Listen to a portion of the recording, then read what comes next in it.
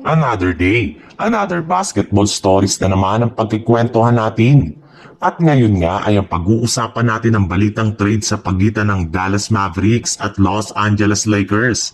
At ang naibalitang isang paraan para makuha ng Golden State Warriors si Giannis Antetokounmpo mula sa Milwaukee Bucks. Base nga sa ikinumpirma ng Dallas Mavericks, plano na nga talaga ng kanilang front office na gawing available sa trade ngayong off-season ang kanilang center na si Daniel Gafford na ayaw na rin naman nga nilang bigyan ng mas malakas na kontrata.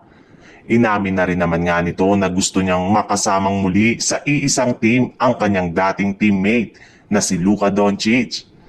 Kaya isang malaking oportunidad na nga talaga ito para sa Lakers na makuha si Gafford mula sa Dallas Mavericks. Sa madaling salita, mataas na nga ang tsansa na magkasundo ang kampo ni Gafford at ang kampo ng Dallas na sundin ang kanyang kahilingan na i-trade siya agad-agad sa Lakers kapag nagbukas na ang off-season. Pero sa kabila nga niya ay kailangan pa rin naman nga ng Lakers na mag-offer sa Mavs ng trade package na binubuo ng kanilang mga players na sina Gabe Vincent, Dalton Kenny at ilan sa kanilang mga future draft pick. Kaya mukhang magkakaroon na nga talaga sina LeBron James at Luka Doncic ng bagong center na tutulong next season sa kanilang frontcourt. Inamin na nga ng isang NBA insider mula sa Golden State Warriors na bukas pa rin nga ang pinto ng kanilang team sa posibilidad na paggawa nila ng isang malaking trade o pagbabago sa kanilang lineup sa darating na off-season. In fact, maging ang kanilang veterano nga na si Draymond Green ay hindi pa rin naman nga ligtas sa isang trade sa mga susunod na buwan.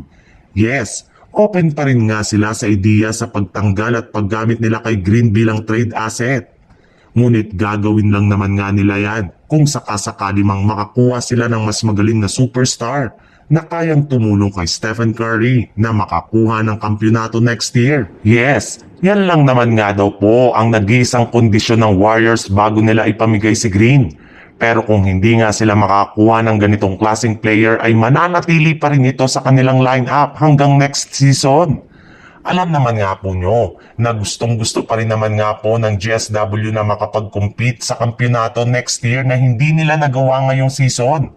At malaki nga ang posibilidad na may sa katuparan nila yan ay kung makakuha sila ng bagong superstar katulad na lang ni Giannis Antetokounmpo. In fact, willing nga ang GSW na isakripisyo dito ang ilan sa kanilang mga key players para lamang makuha ito sa Milwaukee Bucks.